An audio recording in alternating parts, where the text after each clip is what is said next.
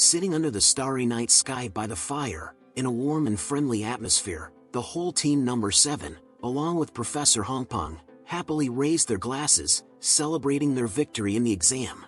Looking at her glass with confusion, Cammy said with surprise that what was in the glass was very similar to berry tincture. Hearing this, Simon looked into his cup in surprise. After Hongpeng, seeing the guy's confusion, confirmed Cammy's words, saying that there was indeed tincture in their cups. However, she then told them not to worry about it as she had received special permission from Kizen to congratulate them on their perfect performance. Looking at the boys, she added that it must be hard for them after finishing their defense as students, but said that even so, they should know that the professors didn't hate them, adding that they should keep trying no matter what. To which all of team number 7 responded in unanimous agreement. As soon as she finished, Dick, who was already a little cheerful, leaned slightly toward Professor Hongpeng and said in a provocative voice that since they were enjoying this rare opportunity to drink with her, he wanted to ask her something. To which she replied that he could ask. Not wanting to miss such an opportunity, he said in a cheerful voice that it was only his assumption, but doesn't she make Simon stand out among the other students? Hearing her comrade's provocative words, Malin immediately intervened, telling him not to ask such things. However, the professor did not evade the question, and replied that his assumption was correct, saying that professors were also human, and they also had students they liked better. When Dick heard the answer, he scratched the back of his head nervously and laughed. Afterwards, already in a rather strong state of mirth, he picked up his cup and, still laughing, suggested that he drink and just forget about the matter. Professor Hongpeng laughed and replied that it was all right and she was only joking. She patted Dick on the back and ruffled Simon's hair and said with a smile that she loved and appreciated all the students. Apologizing for her jokes, she said she had good news for them. Simon asked her what she was talking about. To which the professor replied in a solemn voice that next week they would all finally go on a mission. Upon hearing this, everyone except the main character got excited while he sat there confused, not knowing what was going on. The next day on his return to Kazan, walking through the alley, Dick was telling Simon about the mission, which was one of Kazan's major systems. Once the students' defense period was over, the mission period began, which usually took about 5 days, and during that time they could take themselves on various assignments outside of Kazan. The assignments were very varied and could be as simple part-time jobs as well as monster slaying, personal defense, assassinations, and trial fights. It was impossible to list everything. Simon asked Dick in surprise what kind of test fights he was talking about. He replied that it meant that the students could get an assignment from an experienced necromancer. However, many of the assignments were dangerous, so Simon asked if there was any compensation for the risk. His friend replied that depending on the complexity and completion rate of the assignment, Kazan was assessed a fee, while the client paid for the completion. Then he added with a smile that assignments were the best way to cover the costs of the academy. Besides, since he was going to major in summonology, it would be a great chance to make some money. However, there were a few things he should not forget about during this period. The first was that they had to complete at least one assignment. Simon asked what would happen if they failed all the assignments they would take in 5 days. To which Dick replied that then they would fail the mission. And if they fail the mission they won't get any money or grades. Plus they'd have to write a letter of explanation.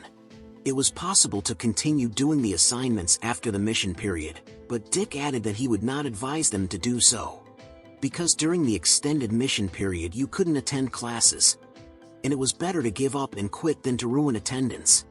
Looking at the students who were gathered around the blackboard, Dick turned to Simon and said that they could come up with their own plan, like some of the students who took the easier assignments, and after they completed them quickly, they focused on their studies. While others, on the contrary, leave the island to complete a difficult mission for the sake of money and grades. Hearing his friend's explanation, Simon asked if they could do as they pleased, to which he said with a smile on his face that in Kazan only the result was important. Suddenly Dick stopped Simon, saying that they were here. Then, pointing to the blackboard, on which hung a poster with some information, he said that there was an explanation of the colors of the envelopes with assignments, which he had to look at and choose the right one. There were 4 colors in all: white, blue, red and black, each of which was responsible for the difficulty. The easiest errands were in the white envelopes. The mission in them was within the island, while the possibility of meeting the priest was 0. The hardest errands were the ones in the black envelopes because the limits of the mission were in the entire Holy Federation, while meeting the priest was guaranteed. Dick also told Simon not to take any assignment that was too easy as his grades depended on it. This was the difficulty of choosing missions in Kizen, because you had to choose the best mission that would fit your goals and priorities.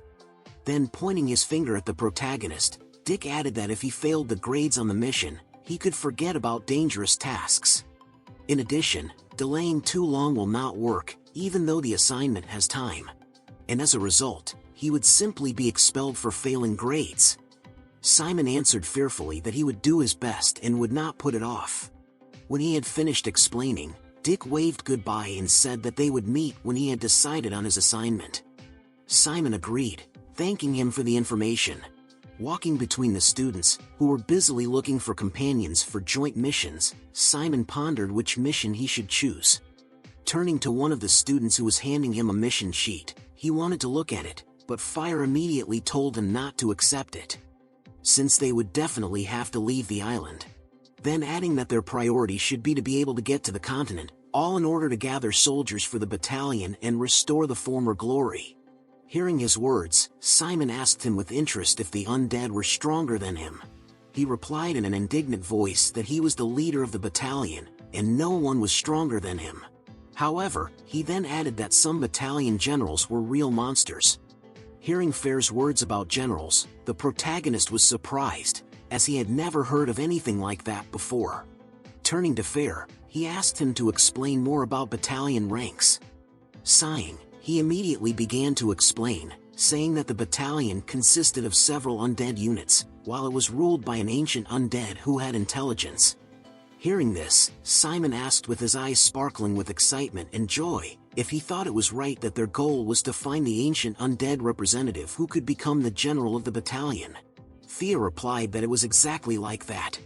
Then when the protagonist asked him where to find them, he told him not to worry, as they were all crazy and were probably making a mess on the continent right now. This news didn't make Simon very happy, but he decided to keep silent.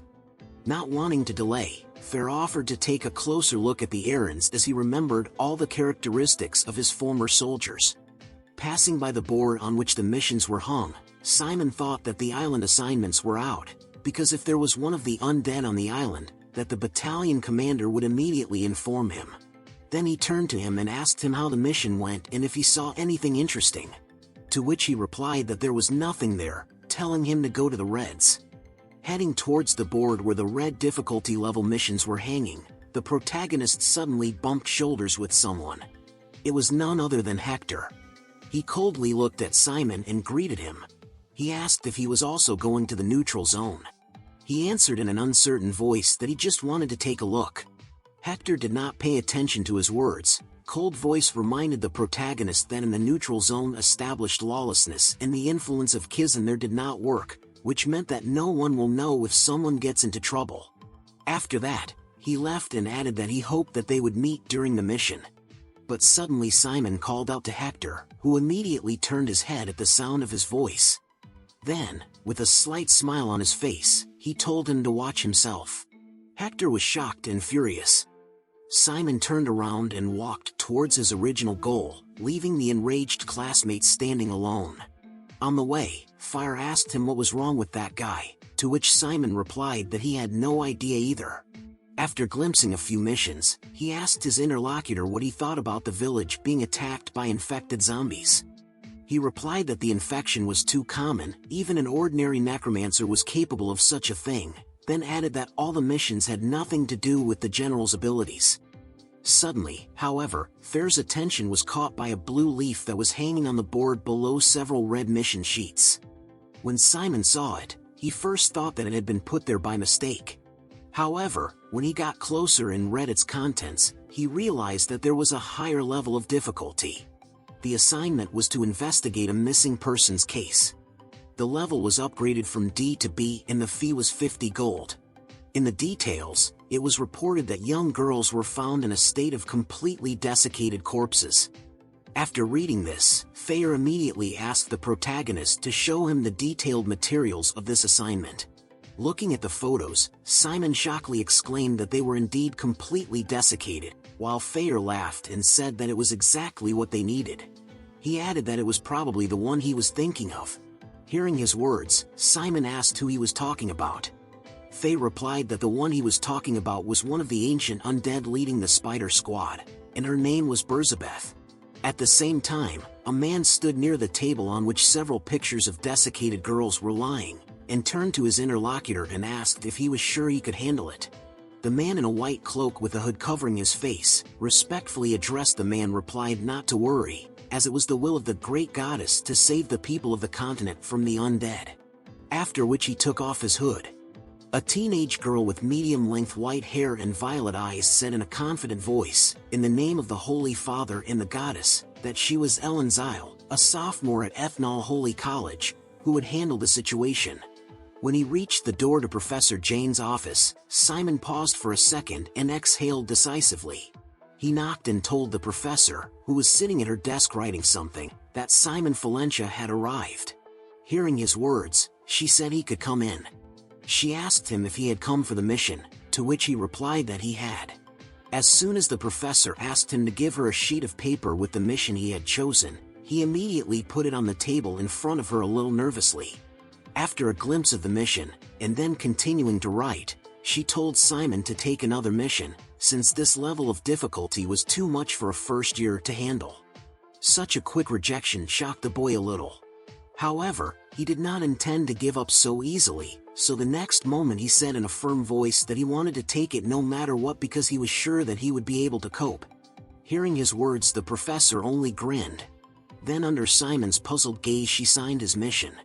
She handed him the assignment sheet and told him that he probably had a reason to say that to Professor Kizen's face, but then added that he didn't need to convince her. Looking at the confused Simon, she said that he was a student of Kizen's, so all he had to do was take responsibility for the outcome. Then the professor added that she hoped he would live up to his words. A pleased Simon, with a smile on his face, thanked her for believing in him. When he returned to Dick, who was waiting for him in the corridor, he happily told him that Professor Jane had let him go, but from the look on his happy face one could have guessed it all.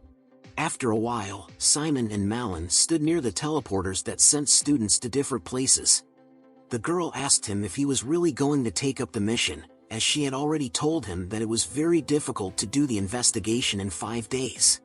But he didn't say anything else, just thanked her for her advice. She blushed and replied excitedly that she hadn't given him any advice, and it wasn't like that. Simon smiled and asked Malin where she was going to go. She replied with a smile on her face that she had taken a personal security mission near Langerstein. She added that despite the fact that it was quite easy, she got good grades for it. When Simon asked her what she would do if she encountered thieves, she lifted her robe and showed her academy badge and proudly declared that if they had brains, they wouldn't dare touch a Kizen student. To which he remarked that it sounded a little cowardly. The girl replied that it wasn't cowardly, and that was why everyone was sending an errand to the academy. Malin waved goodbye to Simon and said that they would see each other next week. Simon waved back and wished her luck. As he approached his teleporter, he noticed the girl who was already sitting inside waiting to be sent out. His appearance surprised her. This girl was none other than Cern. With a smile on her face, she greeted Simon and said that they hadn't seen each other since the performance ceremony. She then formally introduced herself with a smile, saying that her name was Cern Dark, the official heir of Ivory Tower and Special Admission number 2. Simon sat down across from her and replied that his name was Simon Valencia and he was from Les Hill. After a second of awkward pause, the girl turned to the protagonist and said that she had heard that he was looking after Malin. She added that she might be harsh, but deep inside she was very kind, and then asked him not to refuse or betray her. However, Simon's reaction puzzled Cern as he asked her in a cold voice why she was telling him that. And someone like her shouldn't be underestimated or defended because she was doing just fine on her own. The silence was broken by a voice announcing that the teleportation device would be activated soon and also warning the passengers not to step outside the boundaries of the device during the teleportation. Dissolving, Cern smiled and replied that they would see each other again. Simon also teleported and appeared in the city that was his destination. Finally saying goodbye to the girl, tired and exhausted from their conversation, he noted that she was under a terrible pressure, as if he were talking to a queen or noblewoman. Since Malin was also from Ivory Tower, he could understand her concern, but he was troubled by the way Cern treated her. His musings were interrupted by the voice of Fire, who, being dressed in knight's armor that made a terrible grinding sound when he moved, irritably asked Simon why he had given him such small armor that was terribly tight for him. He replied that there was no other, and that was all that was left, since he couldn't just show it to people. Hearing the guy's answer, he swore irritably. Not wanting to waste any more time, the protagonist took the materials out of the envelope and asked the battalion commander what they had to do now. He replied that the basis for the completion of their mission was to collect information, and the only way to collect information was to meet with the client. Following Simon, Fetter told him that their client was the lord of this city, so they just needed to tell him that he was from Kizen and then find out all the information they needed. But since he still hadn't figured it out, there was probably a reason for that, and that was why this option wasn't suitable for them. The other option was to go on a run. Pointing a finger at the protagonist, who was walking thoughtfully, he said that he used to do a lot of similar things on missions with his father. Then, continuing to creak his armor, he added that from his own experience, he could say with certainty that it was the fastest way. Simon replied that it all sounded cool and interesting, but they only had 5 days. Hearing the guy's words, Fair suggested that they should resort to the last method, which was to buy information from the Thieves' Guild, or as they called it, the Information Guild. Simon replied that this was probably a good option for them. Then he added that in that case they should start looking for the Information Guild right now. The battalion commander said that they could ask the innkeeper or pub owner about it. To which Simon, with a smile on his face, enthusiastically replied that then they should hurry up and fulfill the mission as soon as possible. Entering the inn, they were immediately greeted by the owner, who was standing at a table waiting for customers. Tossing a bronze coin to the owner, he informed them that they needed a clean, spacious room, as well as breakfast and some bread. After taking the payment, the owner gave the protagonist the change. But he did not accept it, saying that in return he would like him to tell him where the Thieves' Guild was located. A little hesitantly, the owner asked what had brought them here. Simon folded his hands in front of him and asked the man if this was how they talked to customers. Then tossed a coin on the table. He asked for information in return for a gold coin. At the same time Far grinned happily, as he was pleased with Simon's actions, who in his opinion was acting beyond his years. Seeing the strange knight behind the boy grabbing the hilt of his sword, the innkeeper frightenedly asked if they were really talking about the Information Merchant Guild. Simon slapped his hand on the table and added in a confident voice that he still needed information about the missing people incidents. After that, emitting a confident atmosphere, the strength of which was added by the fearsome knight threatening with his sword, Simon demanded that the owner tell him everything he knew. As the sun began to set and the sky was colored pink, Simon walked down the street and said he was glad they had found out everything. Fire, who was following him and still rattling his armor, replied that it was a great move and that it would make things go much faster. Looking at the information sheet, Simon read in his voice that most of the missing were men, but only the girls were found in a mummified state. Furthermore, there were no signs of molestation on them either. Hearing this, Fire replied that the one they were looking for used to kidnap guys and have fun with them, while the girls she wasn't interested in had their blood sucked out. And all these events were exactly in her style, which made him sure that Ursabet was in this city. Entering the right bar, Simon and his somewhat strange knight went straight to the bartender, who immediately greeted them. When the man asked what he would like to order, Simon started digging in his pocket, saying that he had heard about their special menu. Then, placing a silver coin on the table, he asked the bartender if he could sell it to him. He agreed and said he would take them to the right place. They went down a rather gloomy staircase into the cellar, guarded by several men armed with crossbows. The man opened the door for them and invited them to enter. They entered a rather well-furnished room, in the middle of which stood a table and which was lit by many candles. Simon and Faye were greeted by an attractive woman with long yellow hair who was wearing a red dress. She smiled at her guests and asked what could have brought the foreigners to her guild. Simon simply replied that he had come to buy information. The guild leader asked him what information he wanted. Simon replied that he wanted to know about the missing people and mummified corpses, all the information the guild had about the case. The woman put her hand under her chin and looked at the protagonist thoughtfully, then replied that it would be very expensive and such a thing is unlikely to be able to afford a first-year Kizen. These words shocked the protagonist a bit as he could not understand how she knew who he was. Seeing the guy's reaction, the guild leader laughed loudly, telling him not to get so worked up, adding that it was just a deduction, since the lord of these lands wanted to resolve this situation very badly. And for that, he had sent out many errands to different places, which made her certain that they had gotten into Kizen. Then, under Simon's gaze, she continued talking. She said that as he could see on the way here, there were lands of small areas, so their lord didn't have enough money to hire a necromancer from the main headquarters, so he only had to look for students. She leaned close to Simon and told him that the students arriving at this time were first-year students. But despite the woman's behavior, he remained unperturbed. Then placing his hand on the woman's hand, he said that it was an interesting proposition, adding that he couldn't try his luck in such a case. Taking the guild leader's hand and raising it in front of him, he exuded a cold atmosphere and said that there were dangerous events happening in their area, and just like she said, their lord must have asked many people for help. Then, without releasing her hand, he added that many of those people had indeed accepted the errand and came to her guild. However, none of them ever made it. As a result of which, this receipt fell to him. Even though the same thing had been happening for the past few years, no one had even had any thoughts about it, let alone solve the problem. Looking at the guild leader with a cold gaze, he asked if she thought that such a small amount of available information was very suspicious, adding that he would even say that everyone was confused because of someone's clever lies. However, even despite the seeming accusation in her direction, the woman remained silent, her emotionless face continuing to stare at the guy.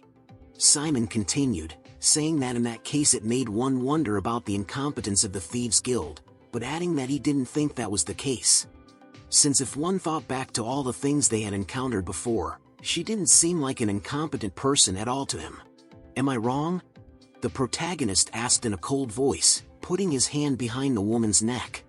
Then grabbing her head and bringing it close to his own, he demanded that she tell him the truth before he turned the place upside down. But to Simon's surprise, she didn't panic. She apologized with a smile and asked him to let go of her hand, which he agreed to do. Taking a step back from Simon, the guild leader said that it seemed she had no choice if they wanted the truth so badly.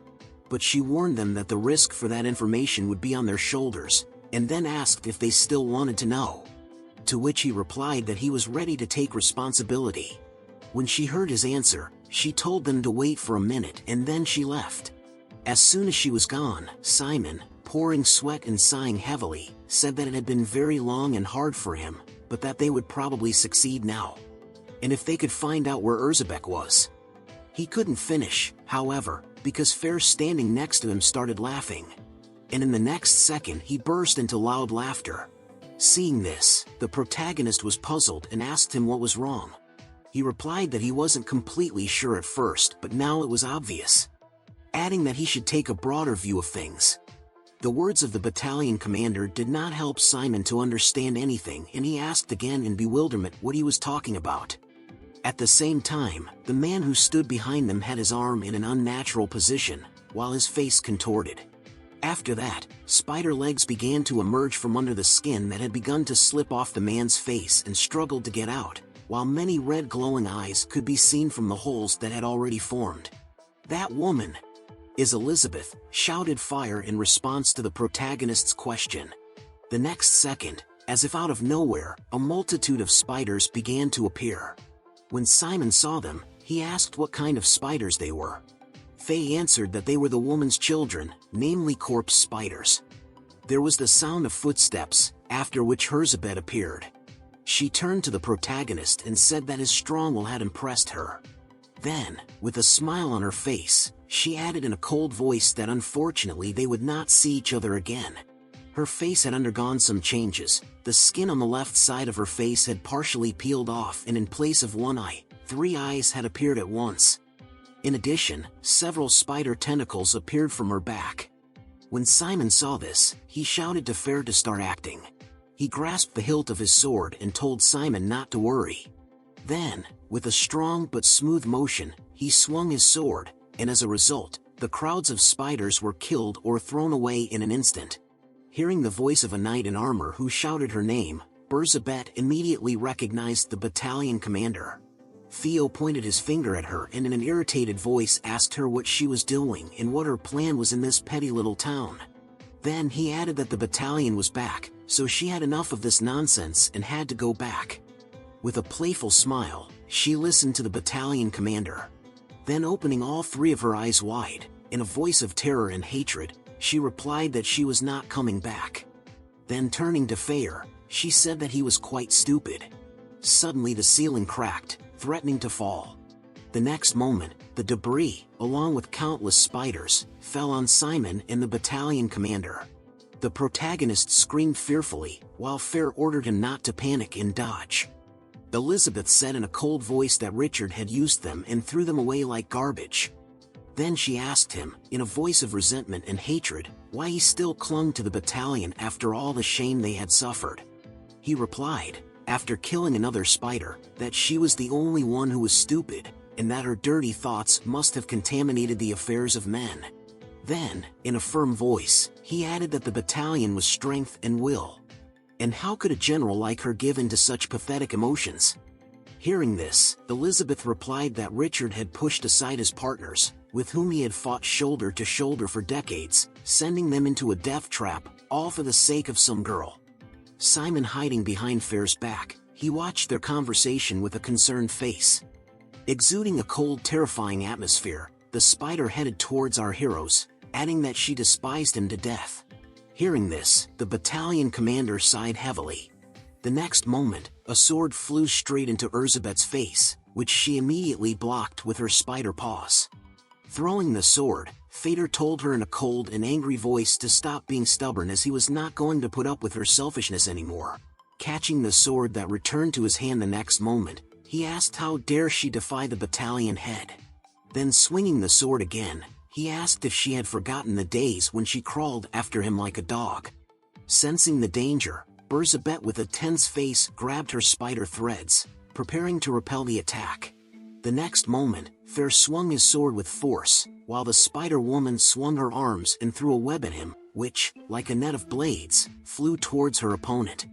After the explosion that was caused by the collision of their attacks, Berzabet mockingly told Fair that he was a good talker, yet was much weaker than her.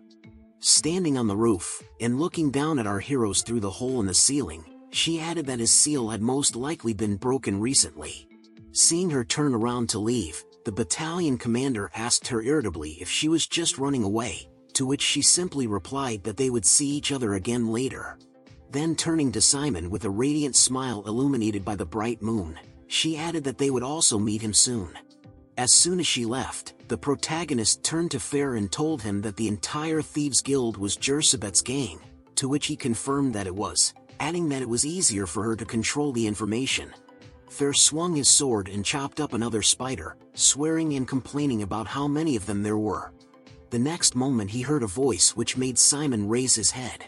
A girl stood on the roof where the spider had been a few minutes ago, and she said in a frustrated voice that she was sorry she hadn't been able to watch the deadly battle between the 2 monsters.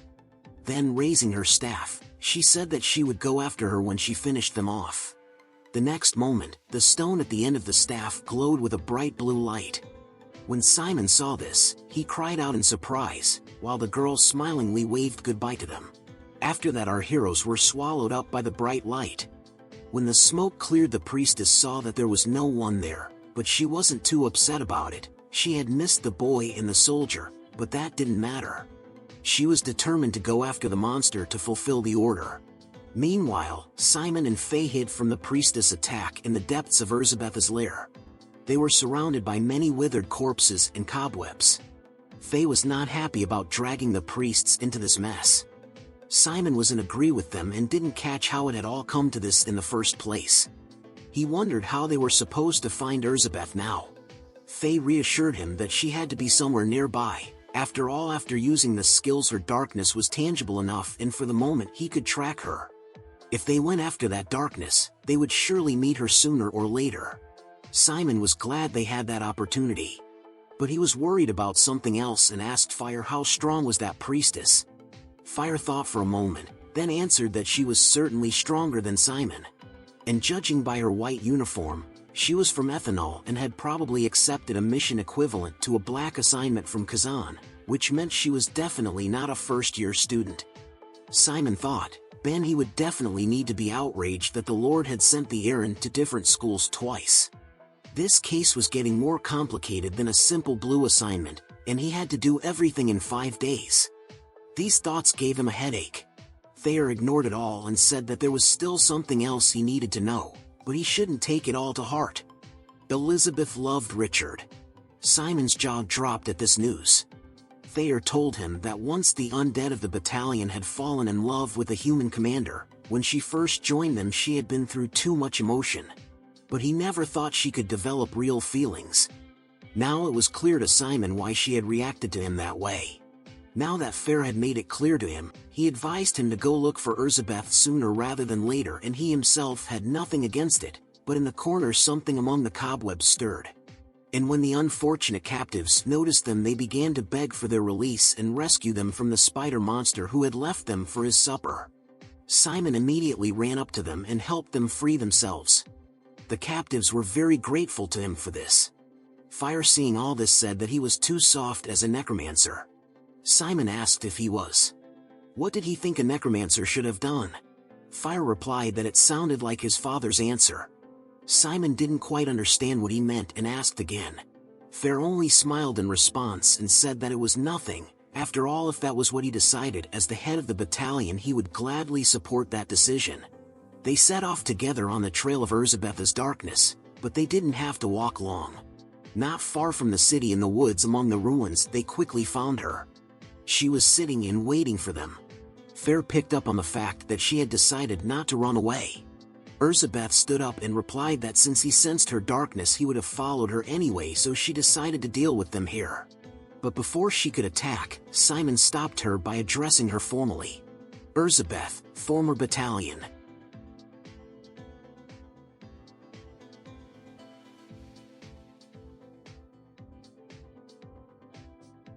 But she only laughed in response and said she would never go back to the battalion that had already betrayed her once, even if she had no choice. She came closer and closer to them, tapping her heels. Elizabeth continued, claiming that he was asking her to follow his orders, the orders of a rookie, without favorable terms and chosen only for silly sentimental reasons. Simon responded by asking her if he had said anything about his reasons. He introduced himself to her, that his name was Simon Valencia and he was the son of Richard Valencia and Anna Valencia. She was shocked to hear this. Simon started to say that she was his father's subordinate, but she asked him to stop. Her body was twitching and her skin was starting to crack. But he kept saying that he was now his son and the current battalion commander was offering her back. She screamed at him, enraged, to stop. Simon repeated that he wanted to take her back to his battalion, but she yelled back at him to shut up. She started screaming horribly, remembering that damn girl Anna and everyone else who had betrayed her. Her skin began to unnaturally stretch in different places, ready to tear at any moment. Until it finally ripped, releasing 3 pairs of spider legs. Elizabeth had turned into a huge spider and now wished them all nothing but death. She screamed in rage for them to just die. Her eyes burned with anger and hatred. And she immediately took a leap at Simon, who was standing in front of her, and was cocky enough not to dodge. And when her sharp claws almost reached him, Thea praised him, saying that it wasn't bad. The armor holding him back crumbled with a creak of metal. And in the next instant, he was chopping off the spider's legs before it could reach Simon. Elizabeth hadn't expected this. She was blinded by the rage and lust for revenge that was now causing her to lose her legs. Blood spurted from her severed limbs and she screamed in pain. Simon saw this as his chance. He quickly pulled out a spear from his subspace. And grabbing it, he amplified it with darkness and rushed towards Elizabeth, preparing a powerful strike. In the next instant, he pierced her shoulder with the spear. And with a thud, he brought her to the ground. She only moaned in pain. He pressed her face to the stone floor with his foot and told her it was her last chance. He asked her one last time if she would join his battalion or would she prefer to die. She just laughed in response. But then something whistled at him and he barely had time to dodge it. And if it wasn't for Fair's sword, the next shot would have hit him for sure. Fire cursed. This was bad. Simon had to get out of here. Fire grabbed him by his uniform and dragged him away. The next moment a flash of light hit them and Simon was unharmed only because Fire had his back to him. Simon didn't yet understand where the holiness had come from here, but it was pretty clear that it was very close, a perfect timing hit. It was the same priestess again, who was now holding a staff and preparing another spell.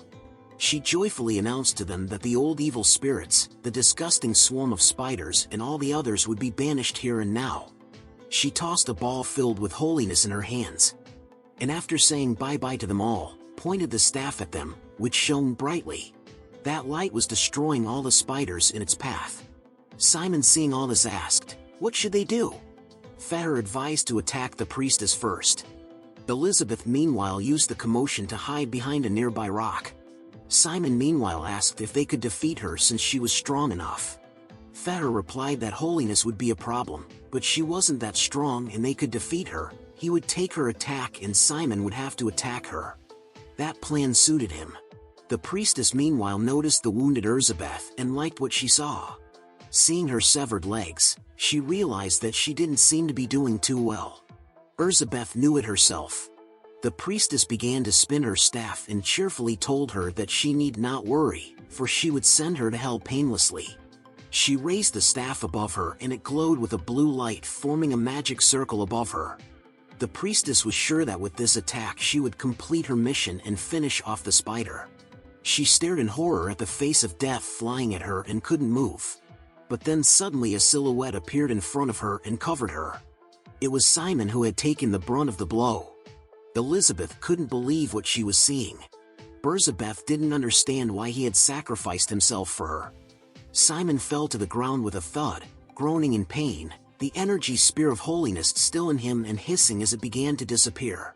Drops of blood fell one after another onto the stone floor and he barely held himself up to keep from passing out. But even so he couldn't hold on much longer, his vision blurred and his body began to shake. The next moment he fell senselessly to the floor, unconscious, and all that was in front of him was endless darkness. Somewhere far away he heard the cry of Fair calling him, "Boy." After a while, a fire was burning brightly among the ruins, creaking with burning wood. Several figures were gathered around it. Simon slowly opened his eyes to the sound of a bonfire burning. The atmosphere was so quiet, the chaos a while ago felt awkward. As he moved his head, he suddenly saw a multi-eyed corpse spider right in front of him. As soon as his vision focused on it he immediately shrieked in fright. But the spider didn't attack.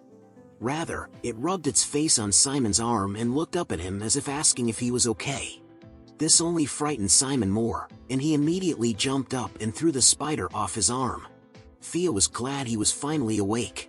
The first question Simon asked, not realizing what was going on around him, was what happened to Elizabeth and the priestess. Thea mundanely pointed his finger in their direction and said they were all here. They were still inside that abandoned castle. Those terrifying spiders were quietly crawling around the floor near their mistress.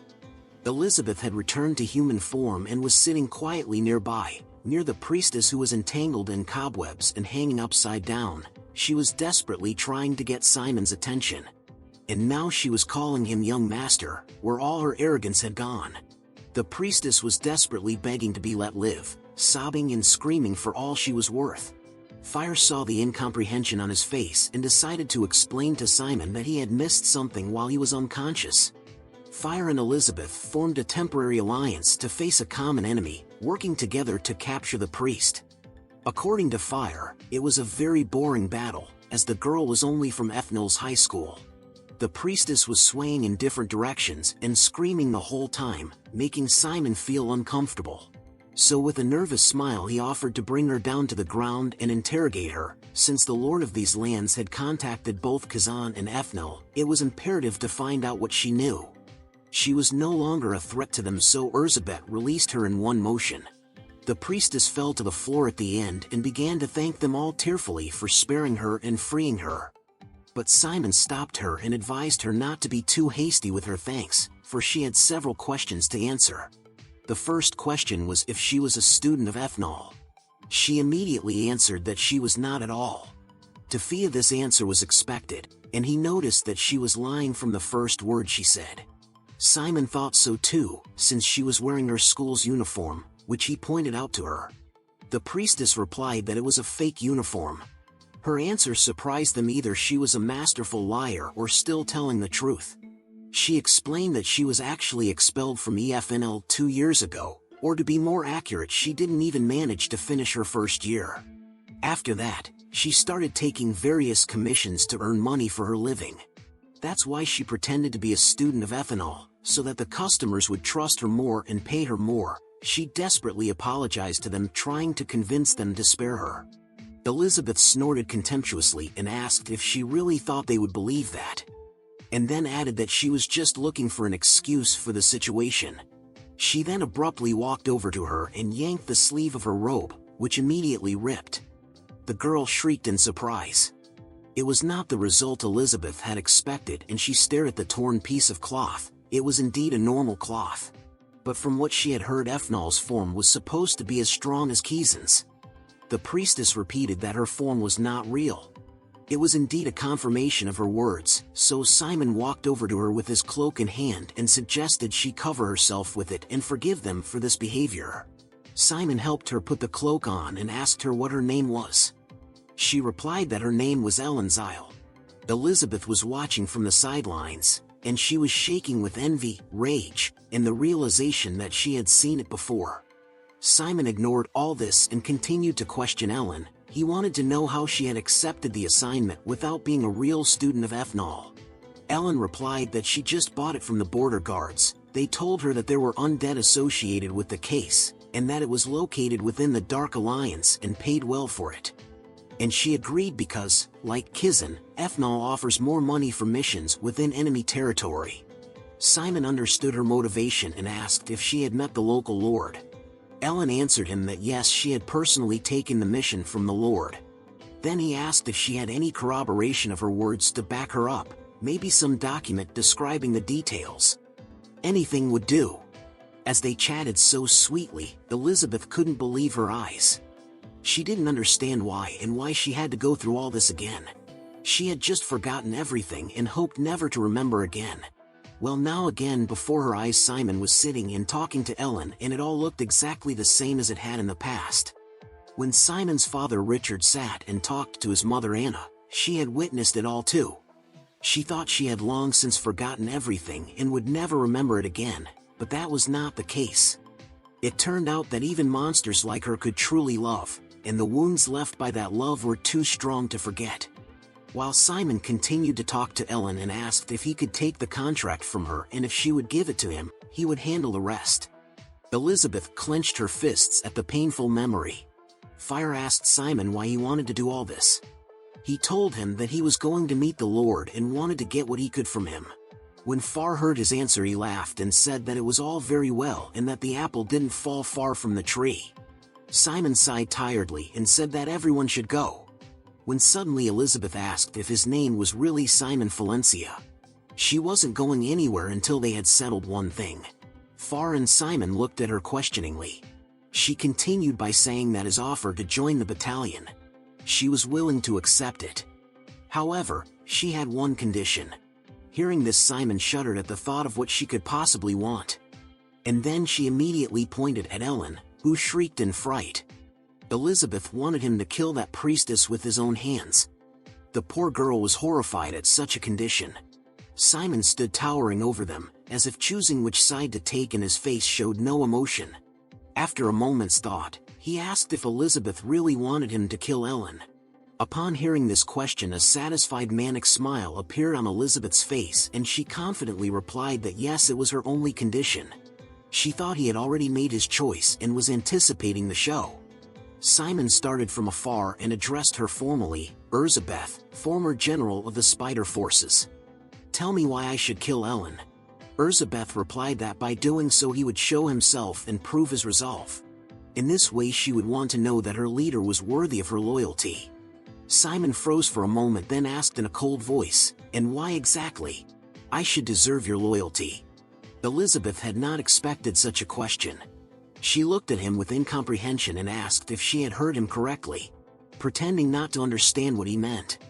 Simon continued and said that he thought she was deeply mistaken, and even though she had once belonged to his father's battalion, it didn't change anything because he wasn't his father.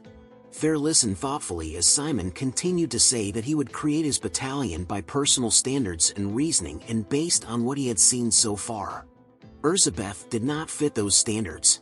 For her, such words were like a cold shower and she didn't know what to say back. Simon continued and explained to her that as a member of the undead she was consumed with negative thoughts, too easily given to emotions and not paying attention to the important things. And then looking at Ellen asked what would he prove by killing her. He suggested that Elizabeth simply admit that she does what she wants and only seeks to control it based on her own impulsive and vulgar desires. A shadow enveloped her face and she couldn't find anything to answer. But Simon kept going and finally added that he couldn't trust such a creature. His new battalion didn't need people like her. And without even waiting for her answer he turned and left, calling Fair and Ellen with him. They immediately followed him, glancing nervously at Elizabeth. Simon said goodbye, that they had wasted their time here. He said it loud enough for Elizabeth to hear. She was left alone in the ruins under the moonlight, shocked by what she had heard and unable to believe that someone else had been chosen instead of her again. They headed back to the city together to pay the Lord a visit. They walked through the dark forest, filled with the sound of night creatures, each of them silent and thinking about something different. The silence was interrupted by Fair, who asked if he was really going to leave Elizabeth out of his battalion. Simon answered him that no, of course not. It was all to gain power and supremacy in their relationship. Elizabeth is clingy and has a tendency to do things her own way. And so he had no other choice if he wanted to control her in the future. Faye was intrigued by his answer and incredulously asked if being impaled by the Holy Spear was also part of his plan. Simon smiled in response and said he wouldn't comment on that. Hearing this, Ellen began to apologize, saying that she was really sorry about the attack. But Simon looked at her and assured her that it was okay, because she hadn't even been aiming at him then, so it wasn't her fault. Ellen asked incredulously if he was sure, as she remembered the Holy Spear had gone straight through his chest. Isn't the necromancer's core centered in his chest? If his core is damaged it could end badly for him.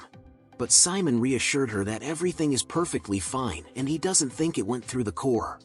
Simon's words reassured Ellen but didn't hold Fair, who knew for sure that the spear had gone exactly through the core, but he didn't understand how he could be fine after something like that. He looked at his hand in darkness, checking if they were okay. It turned out they were. It turns out that not only was Simon fine, but more than that there was also no effect on their contract. None of this seemed possible to him, and he was beginning to doubt that the spear had hit his core and he had just gotten lucky. It was all rather mysterious. Simon noticed that Fire had fallen behind in his thoughts and asked him what was wrong and hurried him up. Fire replied that everything was fine and he would catch up with them right away. They were just approaching the castle of the local lord. When Simon entered the castle and the lord himself came to greet him, he pretended to be very happy to see him and said that he was honored to have such a high-ranking guest. The man introduced himself as Count Raymond, the Lord of Arnish. Simon introduced himself in return as well. The Lord escorted him to the living room where the table was already set. He said that Simon must be exhausted after such a long journey. After all, he had to come all this way because of his request and he wasn't sure if he could repay such kindness. The Lord invited him to make himself at home, to rest and let go of his fatigue.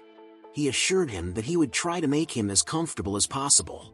Simon smiled and replied that he couldn't say that he was tired, since he had arrived here through a magical teleportation circle. The Lord pretended to be surprised and said that Kizen did indeed live up to his name. Since that was the case, he offered to serve him dinner and asked him to sit down at the table. But Simon was in no hurry to accept his offer and replied that dinner sounded good, but he wanted to talk about his request first. The Lord sat down in his chair and laughed nervously, saying that this was all important business of course, but it was getting rather late. And he had heard that the life of a Kizen student could be very taxing, so why not take a good rest when he had the chance? The Lord's behavior seemed strange to Simon. And when he raised his hand to summon the servants and tell them to bring drinks and food, Simon stopped him by saying no, and imperiously announced that he had important business to discuss with him personally. The Lord realized that there was no way he could get away with it and sighed tiredly, saying that he was sorry to tell him this when he had come all the way here, but that the matter was already settled. But he was grateful for his time and interest and was willing to pay the fee for the case. Lastly, he advised him to get a good night's rest before he left. Simon was not going to agree to his terms and told him that it was strange because according to the information from the guild, the incident related to the case had happened this morning. Therefore, he couldn't accept the payment because he hadn't fulfilled the terms of the request. In the future, it might be a problem for the two of them if Kizen sent an inspection later. The Lord was beginning to lose patience and a grimace of anger crossed his face. And when Simon asked why didn't he just say what was really going on around him and what was wrong with his request, from that he clenched his fist and began to ask in a menacing voice, why can't he just stay put when he tells him to stay put? And hitting the table furiously added that he may be with Kizen, but he's just a freshman. He immediately called for the guards while continuing to shout that he had no right to rebel against him, a count and the lord of this fiefdom. He couldn't understand why Simon was making such a fuss about it, since he was paying him anyway. The guards surrounded Simon and pointed their weapons at him. But he remained calm and asked the Lord why he first gave him sweet speeches and now he was trying to intimidate him with threats. What a strange determination. And he even used his guards. While he was saying all this then he imperceptibly clenched his fist calling Fahir for help. And when Simon said that in that case he couldn't just sit there, Fahir appeared behind him with a squad of skeletons, which scared the hell out of the Lord and his guards. They started trembling and were ready to flee at any moment. The battalion commander, pulling out his sword, said in a cold voice that they were welcoming some new family members today. Looking at the terrifying skeleton that loomed over him, the Lord was frightened to the point of terror, wondering how a freshman at the academy could have so many undead. He fell to the ground in a panic, realizing that he was in for a rough ride. Simon took the initiative and asked the Lord in a cold voice if he wanted this to continue. But he didn't seem to realize the situation he was in. The next thing he knew, he was shouting at the guy in an irritated voice, asking how dare he treat him like that, because he was a nobody. He continued yelling and added that even if he was a Kizen student, he still had no right to interfere with the autonomous rights of the Dark Alliance, nor did he have the right to use his power without proof. To which Simon asked the one, did the one really think that they had no proof? The next moment, Fair opened his cloak of darkness from behind which Ellen's head appeared. Seeing the girl, a look of shock appeared on the man's face as he couldn't believe his eyes. In front of him was the girl he had also hired for this assignment. Her hands were bound while her gaze was blank. Ignoring Lore's shock, Simon explained to him that while they were investigating the case, they had captured a priest from Ethnil who was currently under a curse and was unconscious, adding that they would have no problem getting the information they needed from her if they sent her to Kazan and interrogated her. A look of despair appeared on the Lord's face. But Simon continued, saying that bringing a priest to this place would be considered treason. Then, with a sly smile, he leaned in and asked if he was wrong. The Lord had no answer to that and fell to his knees in despair. Hitting his head on the floor and continuing to stand like that, he began to apologize, saying that he had to solve this case no matter what. His words left Simon bewildered. The Lord pleaded in a trembling voice, saying that his men were in a panic, and so he wanted to solve this case as quickly as possible, no matter what methods were used to do so. Then asking for his men to be spared, as he was the one who had to bear all the responsibility for his actions. Hearing this, Simon asked him why he had tried to keep it a secret if he cared so much about his possessions. He replied that their business environment was finally becoming stable, and the Crown Prince was expected to visit their domain soon. But if such atrocious incidents were to continue, then all prospects could be forgotten. After hearing the Lord's words, Simon couldn't help but agree.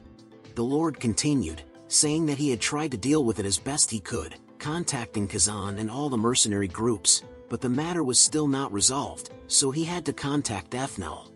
He added that he never thought a real priest would come. Simon replied with a smile that he had. The next moment, the Lord hit his head on the floor again and asked them not to punish the others, but only him. To which the protagonist replied that he now understood why he had done so. Folding his hands in front of him, he said that this city was a strategic point that was closest to the Holy Federation, so he would hate to see such an important place destroyed, adding that he also liked this city. The Lord stared at the protagonist in bewilderment and asked him what he was talking about. Simon replied that he would solve the case in such a way that it would not cause any problems for their city. The man and his soldiers smiled happily as they heard this. However, Simon added with a smile that it might cost them a bit. However, the Lord didn't care about money, and he immediately replied that he would prepare as much as they needed right away. But suddenly their conversation was interrupted by a soldier who ran into the room and panicked and said that they had a problem. Namely, that a lot of undead were standing near the castle. These words perplexed both Lord and Simon. Climbing the castle wall and seeing an army of spiders with someone standing in the center, the Lord panicked and asked where all the undead had come from. Without answering the man's question, Simon put his hand on Lord's shoulder and told him to calm down and open the gate so he could come out and look. He looked at the boy and replied that it was too dangerous. But he smiled back and said it was fine and he knew what he was doing, adding that he might be a freshman, but he was still a necromancer. At the same time, Elizabeth stood in the middle of the army of spiders, looking thoughtfully at where Simon stood on the wall. The protagonist came down from the wall and stood alone before the girl and asked her what had brought her here. Simon Valencia, son of the former commander Richard Valencia. I, Elizabeth, wish to serve you as my master. Then bending down on her knee and lowering her head, she asked him in a humble voice to allow her to join his battalion, and also to take the test. Thank you for watching the entire video. If you want me to make more about this series, please leave a comment below. Thanks.